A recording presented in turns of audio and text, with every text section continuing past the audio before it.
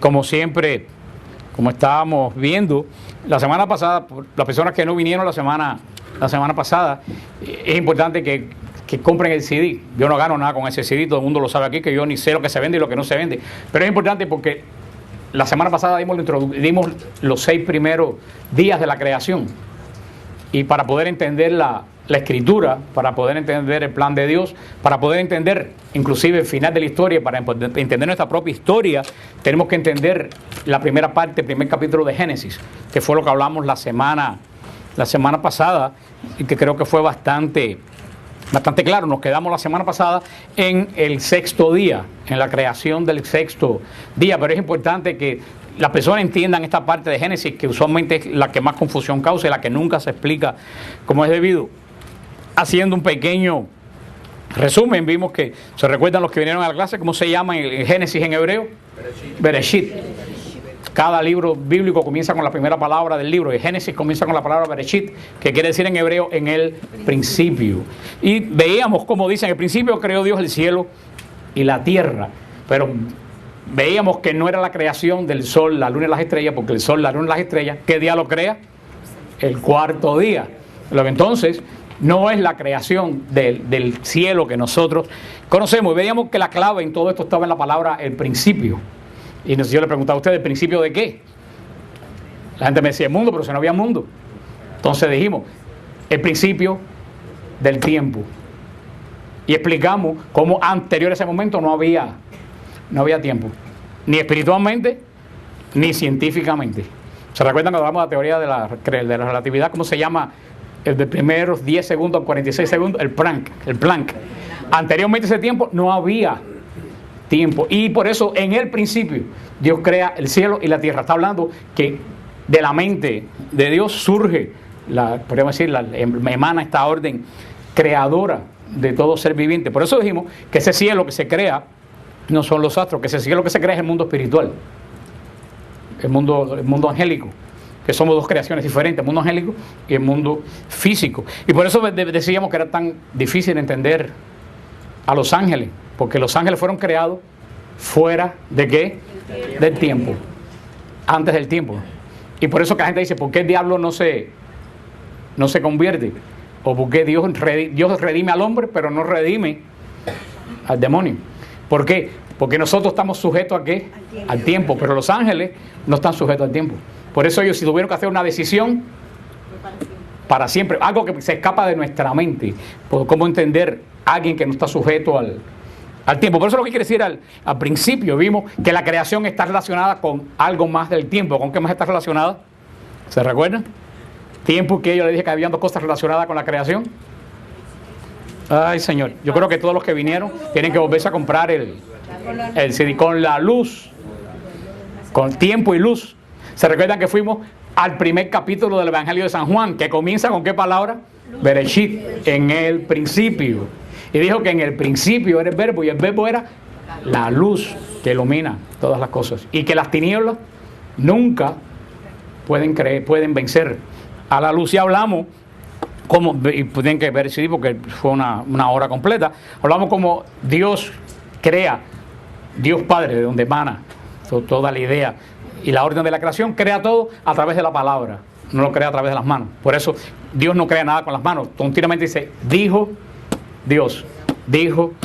O sea, Dios crea todo a través de la palabra, que nosotros sonido, pero en Dios la palabra es el verbo, Jesús, que después se encarnó en el vientre de María. En Jesús es la segunda persona de la Trinidad. Y dice que el Espíritu revoloteaba sobre las aguas. O sea que vemos la acción creadora de la Trinidad desde el principio. El Padre, que es la fuente de toda orden, de toda iniciativa. El Hijo, creando. Y el Espíritu Santo, santificando.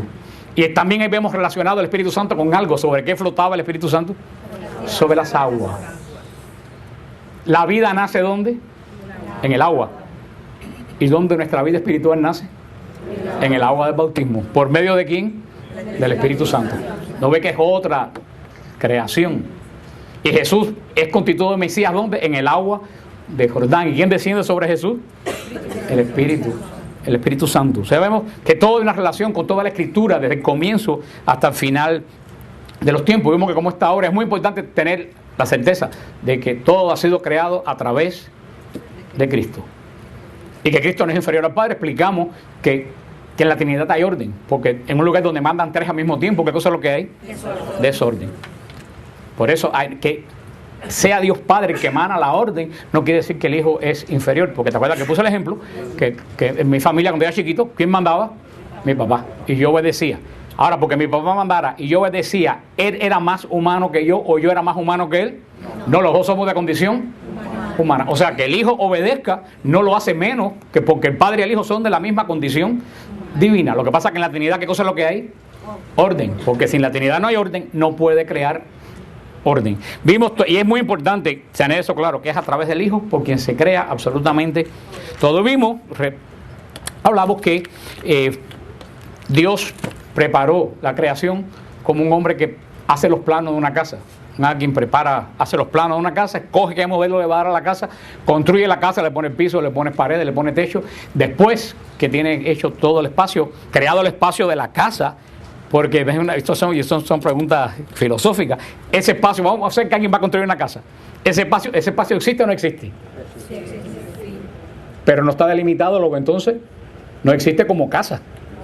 Porque no existe como casa hasta que le ponen las paredes. O sea que Dios crea, pero cuando Dios ve que crea, separa el caos y las tinieblas de la luz, entonces como la persona que pone las paredes y el techo, entonces dice, bueno, este es el espacio, ahora voy a amueblar la casa. Y entonces, ¿alguien pone juego de sala antes que los gabinetes de cocina? No, habría que estar loco. ¿Qué es lo que hace uno primero? Poner los gabinetes de cocina, poner la bañadera, y después que tiene todas esas cosas, empieza a poner los muebles. Así Dios, después que ve el espacio, que crea el espacio, empieza como a amueblar la creación. Desde el agua, los animales anfibios sí vemos que van pasando los días de la creación, de menor a mayor, va creando Dios, y al final de cada día dice Dios una frase: y vio Dios que era bueno. Y vio Dios que era bueno. Es muy importante esa frase, vamos a ver después en el capítulo 3 de Génesis, porque esa frase es tan importante. Dios dice 7 veces en 6 días, vio Dios que era bueno. Créanlo o no, el único día donde Dios dice 2 veces que el día es bueno es el día martes. Martes, por eso escogí la clase de Biblia los martes. Sí, y por eso todas las bodas en Israel son los martes. Las bodas en Israel no son los sábados ni los viernes. Las bodas en Israel son los martes. Hoy hay montones de bodas en Israel, porque es el único día que Dios bendice 2 veces que la creación es buena.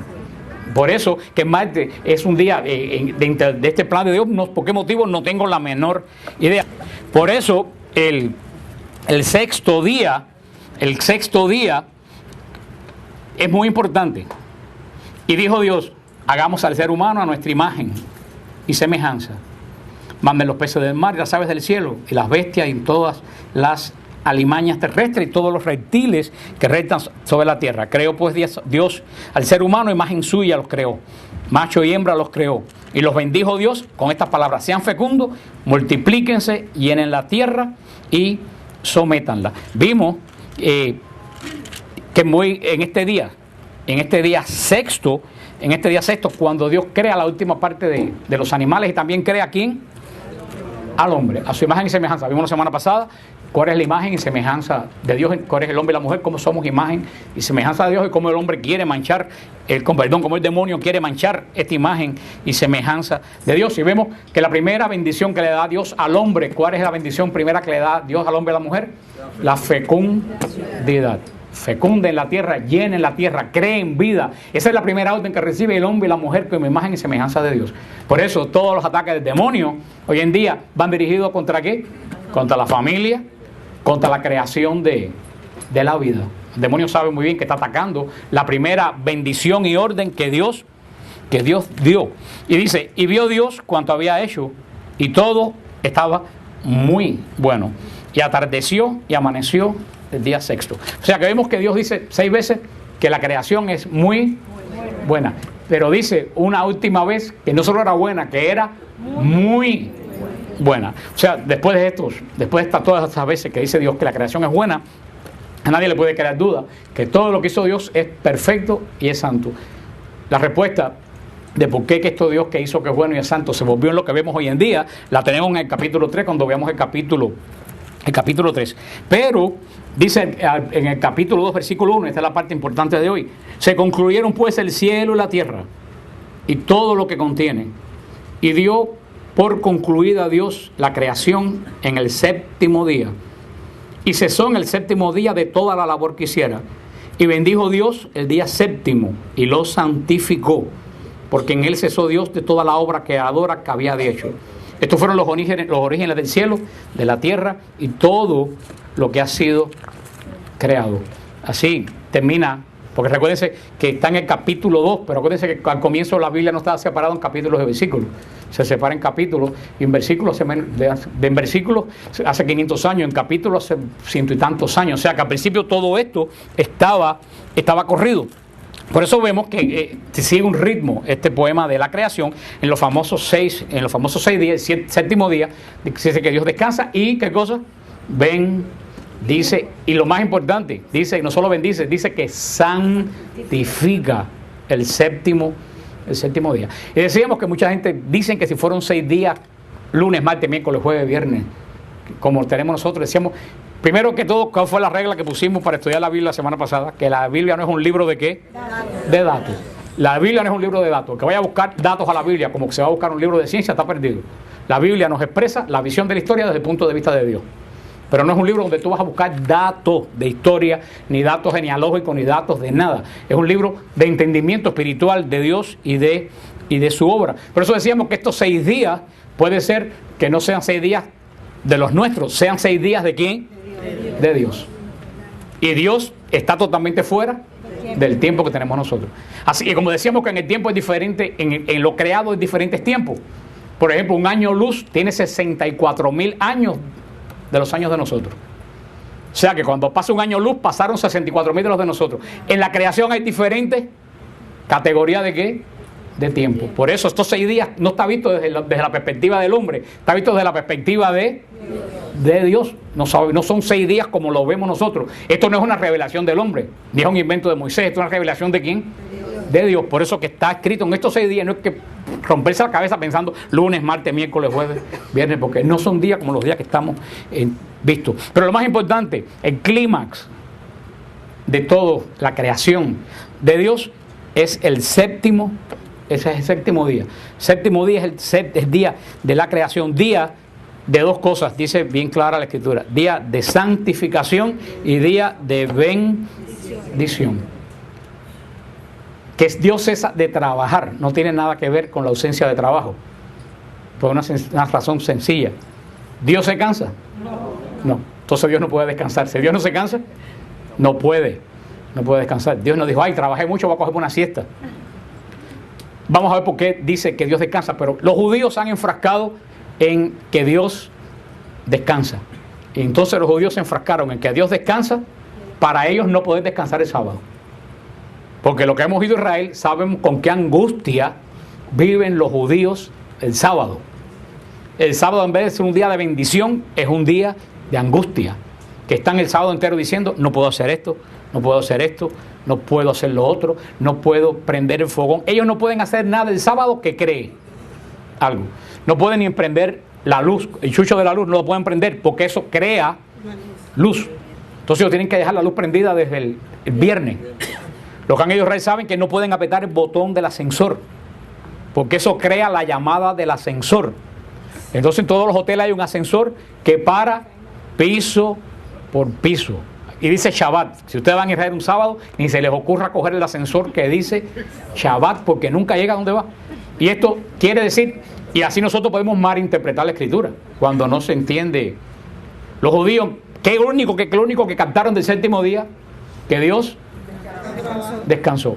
Pero ese descanso de ellos no es un descanso, al contrario, ese descanso de trabajo, de ellos agobio espiritual. Lo que entonces ellos no han resuelto absolutamente nada. La clave en el séptimo día no es el descanso. Descanso quiere decir que Dios terminó de crear. Punto. Eso es lo que quiere decir. Cesó Dios su labor. Para que esto lo entendiera bien, dijo descanso. Y tal es así que desde que se terminó la creación no se ha creado ninguna nueva especie. Ni los que supuestamente dicen que el hombre viene del mono. No hay monos que hayan seguido evolucionando. Ni hay especies que hayan evolucionado. Se han perfeccionado las especies, pero no se han transformado una especie en otra. La clave del séptimo día son en dos palabras. ¿En qué dos palabras son? Santificación y bendición. Nosotros, ¿qué día fuimos creados? El sexto día. El hombre fue creado el sexto día junto con las bestias. El hombre fue creado junto con los animales. Y a los animales superiores. Pero tú sabes que nosotros no fuimos creados para el sexto día. ¿Tú sabes para qué día fuimos creados nosotros? Para el séptimo día. ¿Tú sabes lo que nos diferencia a los hombres de los animales? Que nosotros estamos creados para adorar. Y el animal no. Todos fuimos creados. Nosotros los animales, ¿qué día fuimos creados? El sexto día. ¿Los animales se quedaron dónde? Nosotros fuimos creados no para el sexto. El sexto día que estaban haciendo todavía los animales y Dios trabajando. Nosotros fuimos creados para el séptimo, donde Dios bendice y la creación lo adora. Por eso, el verdadero ser humano es un hombre que reconoce la existencia de Dios, pero no solo reconoce la existencia de Dios, sino que adora al Dios que reconoce. Esa es la gran diferencia que nos diferencia de los animales. Y por eso que también el demonio, sabiendo todo esto, ha querido profanar el domingo. Y por eso, ¿ustedes saben dónde se comienza a profanar el domingo? Donde se ha comenzado a profanar toda la obra de Dios en los últimos 150 años. ¿Ustedes saben dónde? En este país. En este país, con el concepto del mall, se empezó a trabajar los domingos y se empezó a profanar. Y eso es un plan muy bien delimitado del demonio. Lo que pasa es que somos tan tontos que nosotros pensamos que es comodidad nuestra. Y no sabemos que el demonio está llevando un plan para destruir la obra de Dios. Ataca la vida con los anticonceptivos, con el aborto. Ataca a la familia con la boda homosexual y que aunque no hace falta casarse, que casarse es un papel cualquiera. Y ahora ataca, ¿qué cosa? El séptimo día. Si ustedes van a los pueblecitos de la Florida, de Florida para arriba, el domingo todo está cerrado y muerto. Ese día la gente lo dedica para ir a la iglesia. Nosotros quitamos el séptimo día de la adoración. ¿Para qué? Para más trabajo. ¿Y eso nos convierte en qué? En bestia. Nos convierte en bestia. Nos deja en el sexto día. Eso es lo que el demonio quiere. El hombre no tiene un día para Dios. Y lo deja bien claro el Papa en la encíclica del Día del Señor. Todo el mundo trabaja 6 días y deja todo lo que no puede hacer para el séptimo día. Entonces cuando llega el séptimo día, lavas la ropa, lavas el carro, haces todo lo que tengas que hacer. Y si te sobra tiempo, con las 4 ropas sucias que tienes, te vas a adorar a Dios. Una adoración de 40 minutos mirando el reloj. Porque estás cansado por todas las cosas que hiciste. ¿Para quién? Para ti. Verá como el demonio, al final de los tiempos, ha querido revertir la obra de Dios. Y empezó por los malls y se transfirió a otros tipos de trabajo. Porque la obra del demonio no es de rapapán, porque la gente se asusta, es de poquito a poco, y uno la va aceptando, como nos han sacado la Navidad de nuestras casas, poco a poco.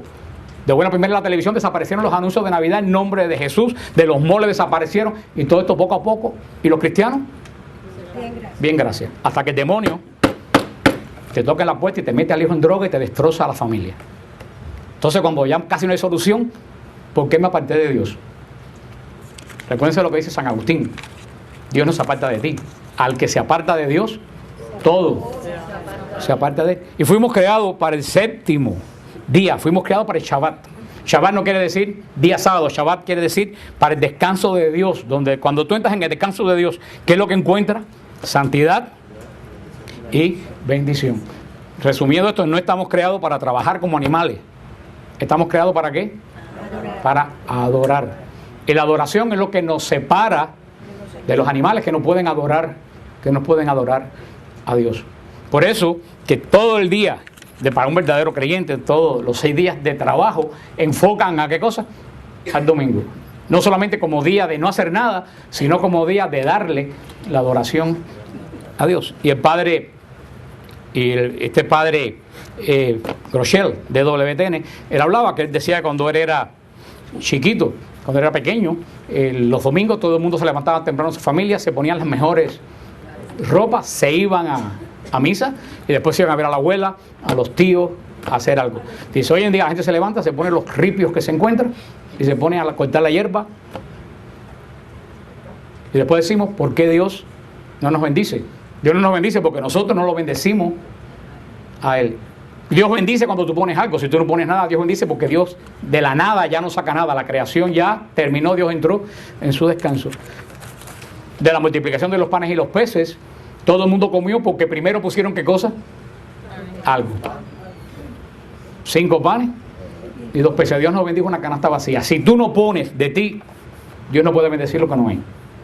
Precisamente tenemos que imitar, y Dios nos pone en esta imagen del Génesis, nos pone a Él como imagen.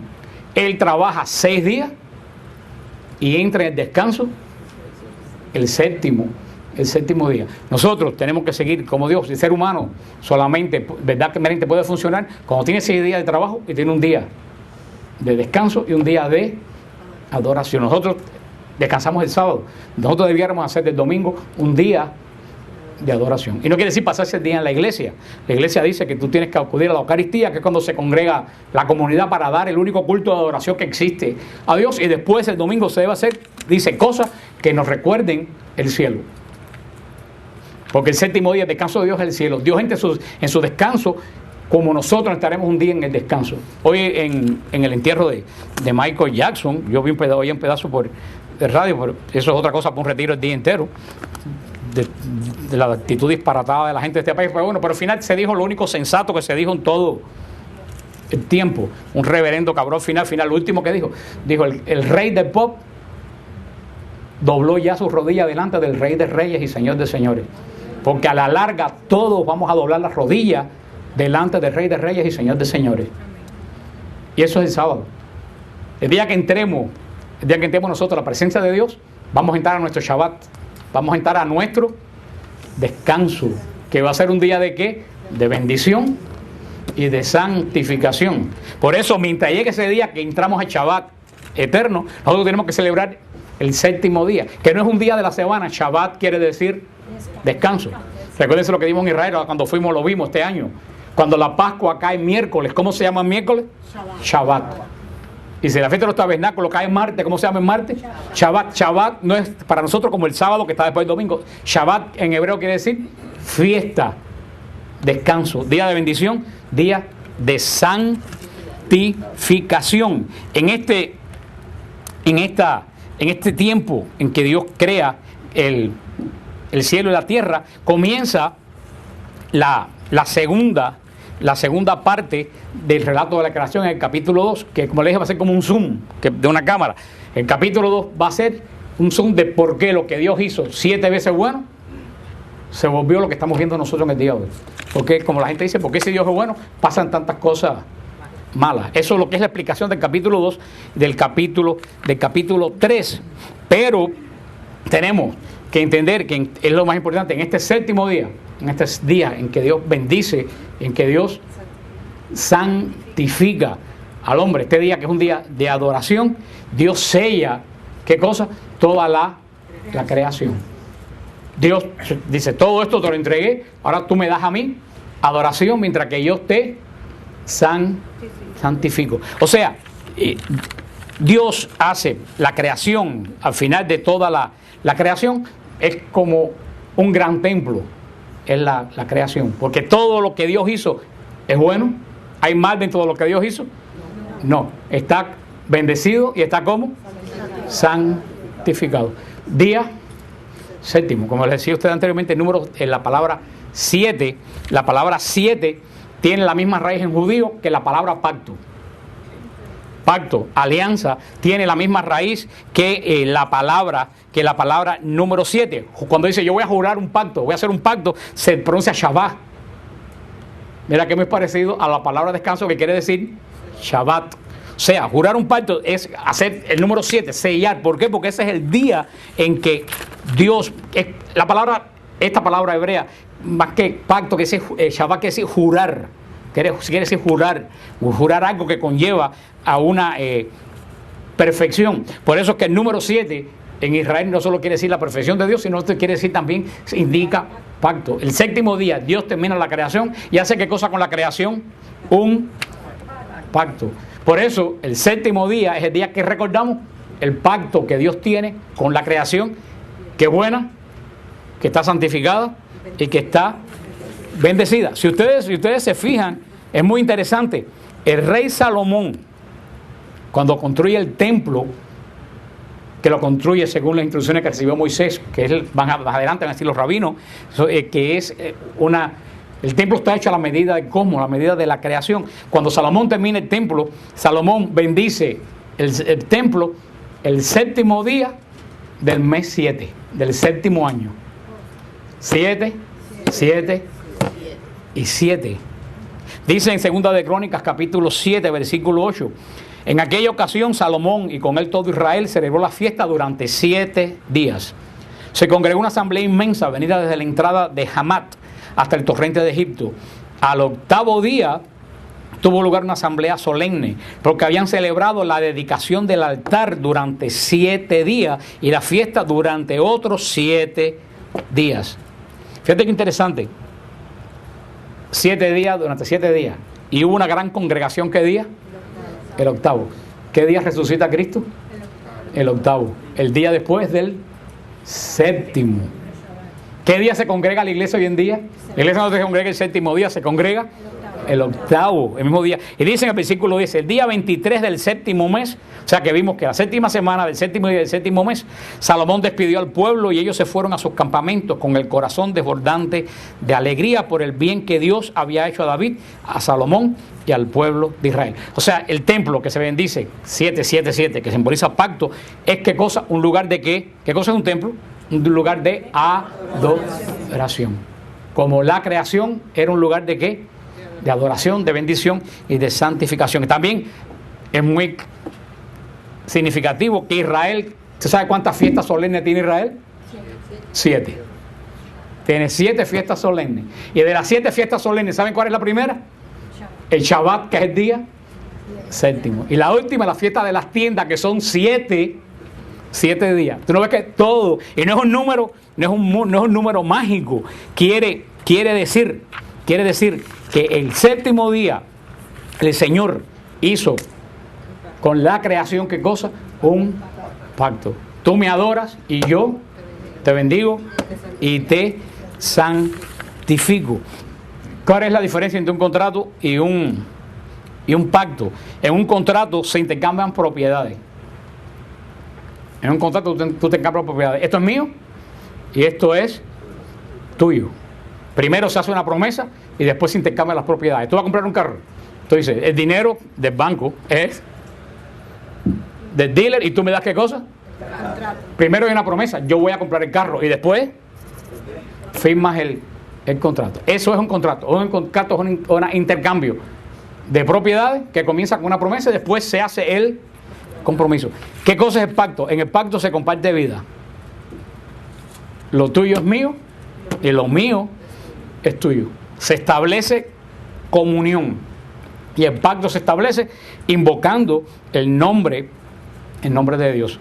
Desde que Dios bendice la creación y descansa, la creación se convierte en un templo de Dios que tiene, ¿qué cosa ha hecho con su Dios? Un pacto. Y fíjate si es así que cuando termina el Apocalipsis, mira lo que dice Apocalipsis 21, 22 al final de la creación. Pero no vi santuario alguno, dice ya al final de la creación. No vi santuario alguno en ella porque el Señor, el Dios Todopoderoso y el Cordero es su santuario. Fíjate lo que dice ahora. La ciudad no necesita ni de sol ni de luna que la alumbre, porque le ilumina la gloria de Dios y su lámpara es el Cordero. Las naciones caminarán a su luz y los reyes de la tierra irán a llevarle su esplendor. Su puerta no se cerrarán con el día, porque allí ya no habrá noche. Fíjate cómo cierra el Apocalipsis la creación, diciendo la oscuridad deja de existir. Porque la oscuridad no existe. ¿Qué cosa es la oscuridad? Ausencia de luz. Yo no digo, yo voy a prender aquí un switch ahora y voy a hacer oscuridad. Eso no existe. La única forma de hacer oscuridad, ¿qué cosa es la que es? Apagar la luz. O sea, la oscuridad es ausencia de luz. Al final, cuando Dios resplandezca, va a ser vencida, ¿qué cosa? La oscuridad. Y hay de los que caminen en la oscuridad. Hoy en día solamente hay dos formas de caminar: en la luz y la oscuridad. Fíjate qué interesante, dice que al final de los tiempos no habrá templo. al final de los tiempos, cuando venga Cristo, porque dice que toda la creación va a ser, ¿qué cosa? Un templo, tal como fue al principio. Porque cuando Cristo venga al final de los tiempos, Dios no viene a destruir el mundo no se destruye, el mundo se transforma.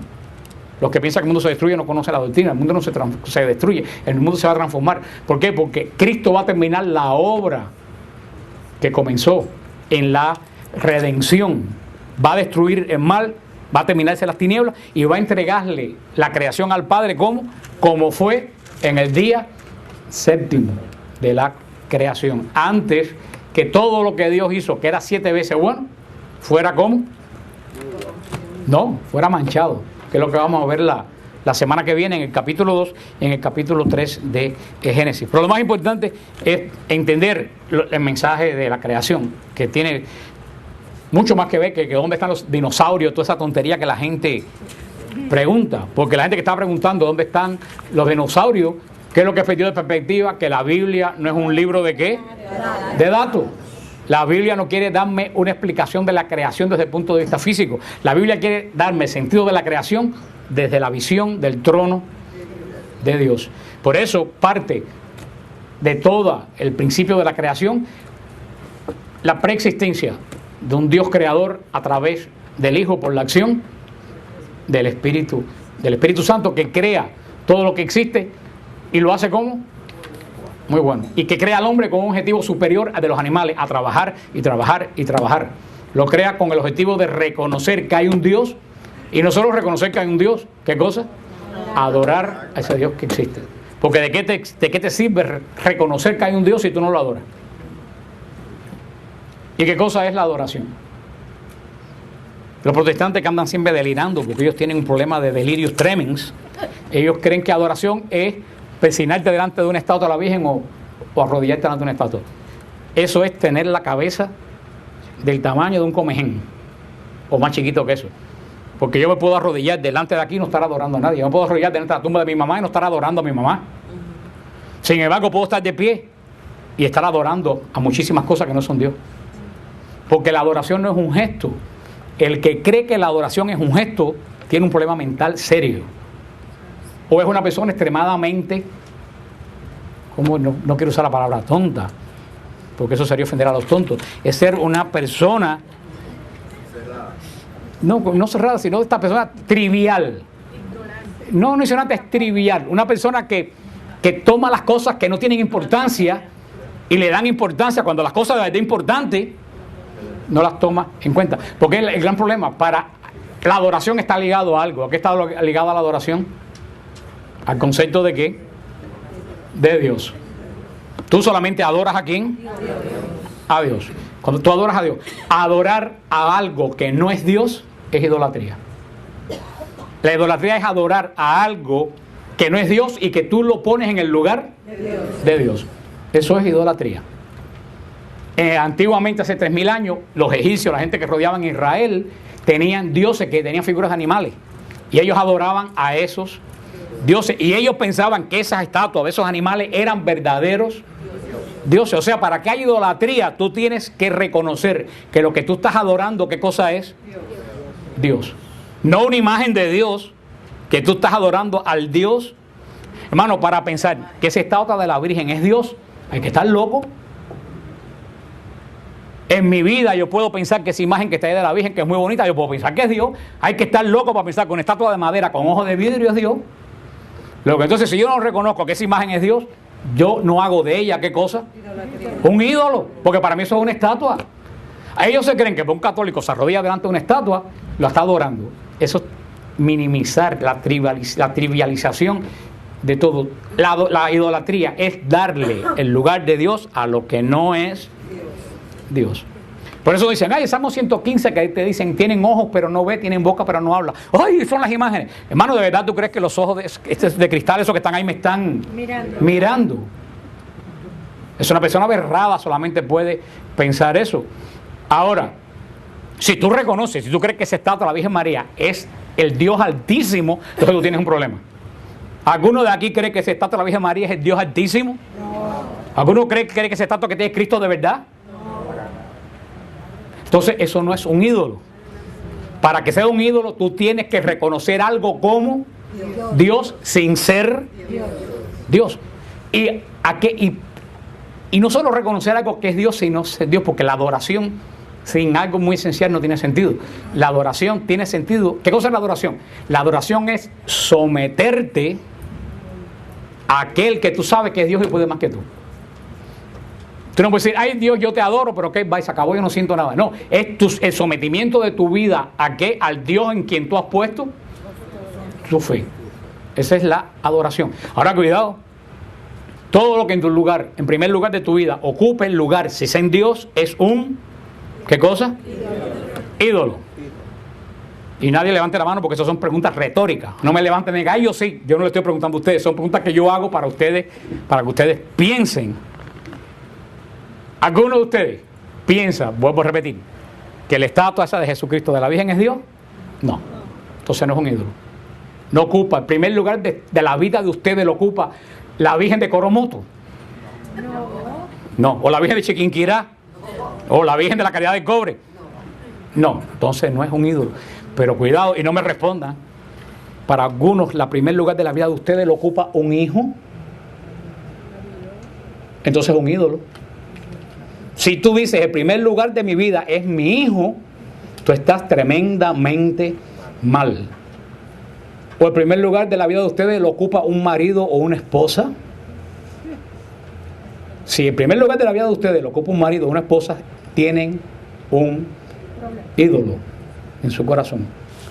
Porque el primer lugar de la vida del creyente lo ocupa el Dios Altísimo. Cuando el primer lugar de tu vida lo ocupa el Dios Altísimo, el marido ocupa un lugar, la esposa ocupa un lugar y los hijos ocupan un lugar. Cuando el primer lugar de tu vida sea un hijo, lo más seguro que estés criando un delincuente y un pesado. Es lo más seguro. Son las madres o los padres, por ejemplo, las madres, que es lo más común, son las madres que no son esposas, que son sencillamente madres y no se ocupan del marido. Y si en primer lugar lo ocupa un marido, son las esposas que no son madres, porque solamente se ocupan del marido. ¿Ustedes entienden lo que le quiero decir? Como algo que no es Dios puede ocupar el primer lugar, hermano, y como secuela. Tú no te das cuenta y cuando tú vienes a ver, tu vida gira alrededor de tu hijo. Y vamos a ver después en el capítulo 7 como muchos padres y muchas madres son culpables de los caínes que tienen metidos en la casa. Pero, y a muchas personas, el trabajo no es a lo primero de su vida. No, y mi vida es trabajar y hacer dinero. Eso es un ídolo. Hoy en día el sexo para mucha gente no es lo primero. Viven en el internet y para todo para el sexo. Y ocupa el primer lugar de tu vida. O la droga ocupa el primer lugar de tu vida. Todo, o el ansia de poder. Miren para Hollywood, el ansia de poder. Y el demonio les da poder y les da dinero. Y después ¿qué hace? Les quita lo único que tienen, la vida.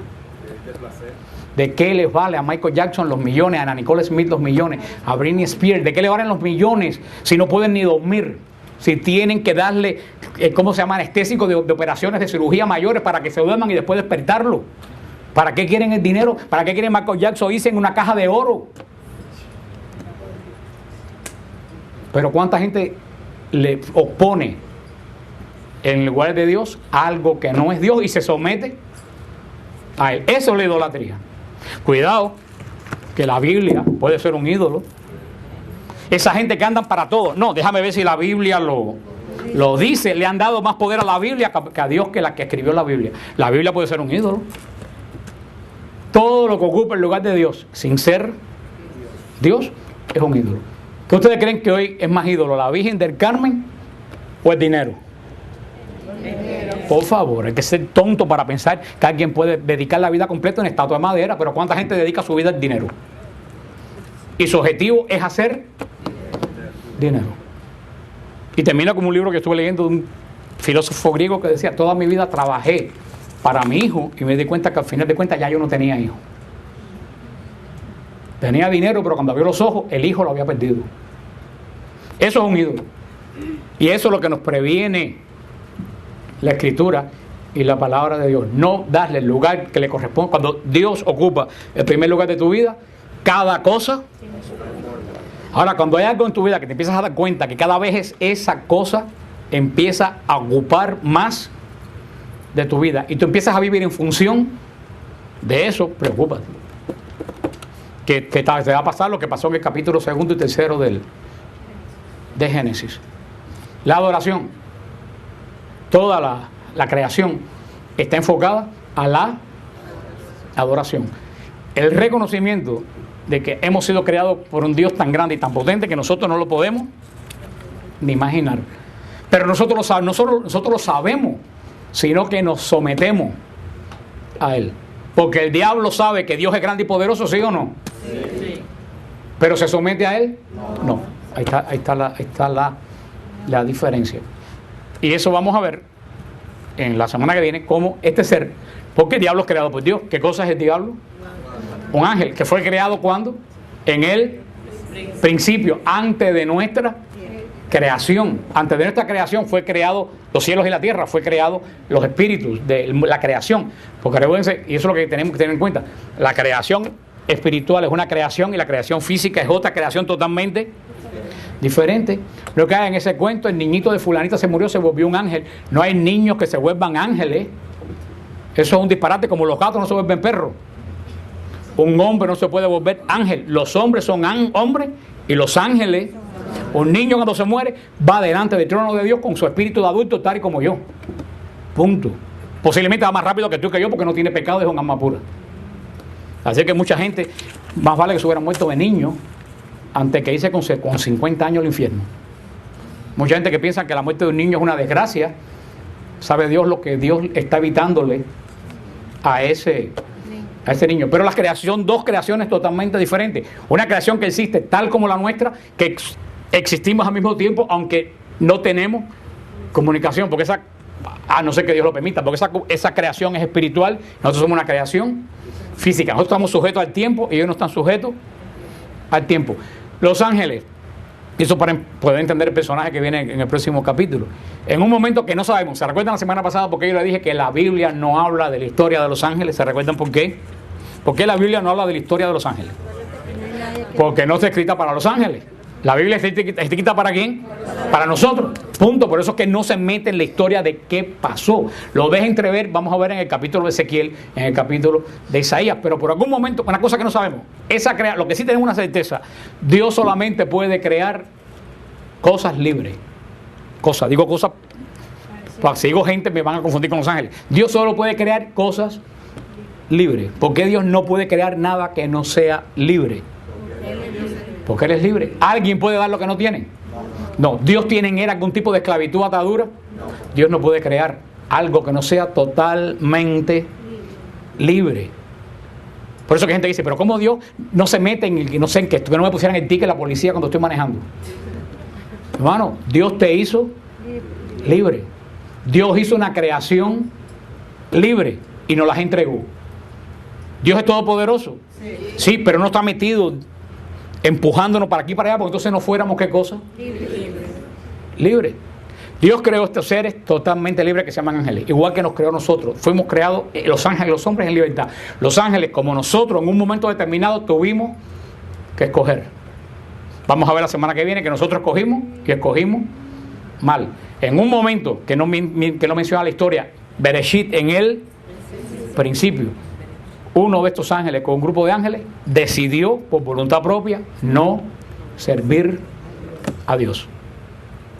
Y ahí fue el comienzo de todo, así como el comienzo de toda la bendición es el Shabbat, ahí fue el comienzo de toda la maldición. Y Pablo VI, en ese libro que escribió Padre Nuestro, Líbranos del Mal, ¿se acuerdan lo que dijo del demonio? Dijo, es un ser espiritual, poderosamente espiritual, que perdió toda lo bueno, absolutamente todo lo bueno, pero mantuvo su poder. ¿Y cómo le llama el Papa a eso? ¿Se recuerdan cómo le dijo el Papa a eso? Misterio de la iniquidad. Dice, ¿qué cosa dice? Nadie se puede imaginar. Es un ser, claro que no es Dios, es un ser creado como tú y como yo, solo que es espiritual. Pero un ser que no perdió su capacidad espiritual, pero sí, como dice el Papa, no hay un solo hombre que sea totalmente malo. Hasta Hitler, el hombre más malo, tiene algo bueno. Hitler quería a sus hijos, eso es algo y era un monstruo. En el demonio no quedó ni eso. No podemos entenderlo porque no hay un ser que sea puramente malo. En ese momento que decidió, es la anticreación. Y eso es un misterio que uno tiene que entrar espiritualmente. Pero si la persona de verdad intuyeran qué cosa es el demonio, hermano, se horrorizarían. Porque es algo extremadamente, es algo más sucio de lo que ustedes se pueden imaginar. Pero es algo tan extremadamente sucio, que no solo es sucio, que él quiere que todo lo que él rodea se ensucie. Imagínate lo más asqueroso que tú te puedes imaginar en la vida. Algo que tú por nada de la vida tocarías ni te arrimarías. Eso 1.000.000 de veces el demonio, y esa cosa quiere que tú te ensucies igual que él. La gente piensa es un ser, hermano, no es un ser, es algo profundamente asqueroso. Y no solo profundamente asqueroso, profundamente malvado. Que así como Dios quiere tu vida, Él lo que quiere es tu muerte. Y todos los que hoy en día juegan con el demonio les da poder, que es lo que están buscando, le da dinero, pero cuando termina de usarlo, le da lo único que puede dar: muerte. Y fíjense, el demonio no es malo en ese sentido, porque él da en abundancia lo que tiene. Ahora, lo que él tiene es muerte. Y sabe venderlo muy bien, porque lo vende como vida. Y a muchachos que le dicen en una discoteca: mira, coge esta droga que te vas a sentir high. No lleva a Camilo House por la noche para ver toda esa gente durmiendo tapada con cartones. Porque esos que están en Camilo House tapando con cartones empezaron un día con ropa de marca yendo a las discotecas. Y el demonio dice: es cool. Y cada vez te va llevando más a lo único que da. Y cuando ya te usó, porque no solamente ensucia lo que toca, a los que él toca hace que ensucien a otros. Hay de que ensucia a su hermano porque se dejó ensuciar por el demonio. Ese ser. ¿Y por qué ese ser llegó a eso? Porque era totalmente libre y usó mal su libertad. ¿Por qué Dios lo ha permitido? Dios lo ha permitido por un solo motivo. Porque solamente que a través de este ser inicuo, Dios sabe quién lo ama a él y quién no lo ama. Porque si no hubiera demonio, todos amaríamos a Dios, pero lo amaríamos porque queremos o porque no teníamos otra cosa. Una muchachita que vive en el medio de un monte, que no tiene ninguna ciudad por los alrededores, que es el Madrid. Ay, qué buena es si no sale los sábados por la noche. ¿Qué va a hacer? Ordeñar vacas. Esa persona no tiene. ¿Tú sabes cuándo es buena? Cuando está en la ciudad cerca de Miami Beach y dice: yo sé hasta dónde puedo llegar y el respeto que le debo a mi casa y a mi familia. Entonces es buena. Por eso que el demonio ahora se usa para que Dios sepa tu libertad, donde tú la vas a poner. Y ten cuidado porque el demonio es buen vendedor. Y te vende lo malo como si fuera bueno. Y hoy en día se está vendiendo como nunca por la televisión, por el internet, vendiéndose como lo mejor del mundo. Y a la larga lo estamos viendo, hermano. Mira para Hollywood, no hay que ir muy lejos, mira para Hollywood. ¿Qué es lo único que hay en Hollywood? Muerte. Ninguna de esa gente puede dormir por la noche. Este muchacho Ledger ese, en la cumbre de la fama, ¿de qué se murió? De pastillas para dormir porque no podía dormir. Elvis Presley, ¿de qué se murió? De pastillas para dormir. Marilyn Monroe, ¿de qué se murió? De pastillas para dormir. Michael Jackson, pastillas para dormir. Ana Nicole Smith, y seguiría la cadena. Y hay gente que dice: ¿por qué Dios no me bendice como bendice esa gente? Hermano, yo no quiero la bendición de Michael Jackson. Créeme, yo cuando pongo la cabeza en la almohada duermo. Pero ¿cuántas veces ustedes han dicho: ¿por qué Dios no me bendice como bendice con dinero fulanito de tal? ¿Y tú sabes qué es lo que viene con esa bendición? ¿Tú sabes qué es lo que viene? Puede venir bendición porque hay gente que el dinero, pero para tener ese poder y ese dinero y poder vivir enfocado ¿a qué? Al Shabbat, a la adoración, a la bendición, tiene que tener mucho equilibrio espiritual. Yo creo que a los hijos de nosotros tenemos que enseñarlos más que hacer dinero, cómo tú mantienes tu equilibrio espiritual. Ese es el mejor tesoro que se le puede dar a un hijo. Y eso es lo que nos enseña Génesis. Eso es la visión de Dios que nos está dando. Y eso, terminando, es lo que hemos visto hoy. Hoy hemos hablado de del séptimo día. día que no es de descanso. Los judíos lo entendieron mal y se agobian la vida. El domingo no es un día, el Shabbat no es un día de descanso, es un día de adoración, un día de... Dios quiere que sepa que aunque hemos sido creados con las bestias, estamos creados para algo superior, para adorar a Dios. Y hoy día tenemos que preguntarnos, ¿el mundo qué es lo que está creando? ¿Gente para el séptimo día o gente para el sexto día? Hermano, el mundo lo que está creando es animales, gente para el sexto día. Gente para trabajar, producir, tener, pero no adorar. Y cuando entremos a nuestro Shabbat, como Michael Jackson entró al Shabbat de la semana pasada, y ojalá Dios haya encontrado su alma en paz. Es lo único que yo le pido al Señor. Pero cuando nosotros entremos a ese Shabbat, ¿de qué te vas a servir a ti si nunca en tu vida tú has entendido qué es el Shabbat? Si toda tu vida tú no has vivido en el séptimo día. ¿Tú has vivido en qué día? Sexto. En el sexto. Esa gente que dice, ay, pero ¿cómo ustedes aguantan 2 horas en un grupo de oración? Yo me pregunto, ¿y esa gente cabrán en el cielo?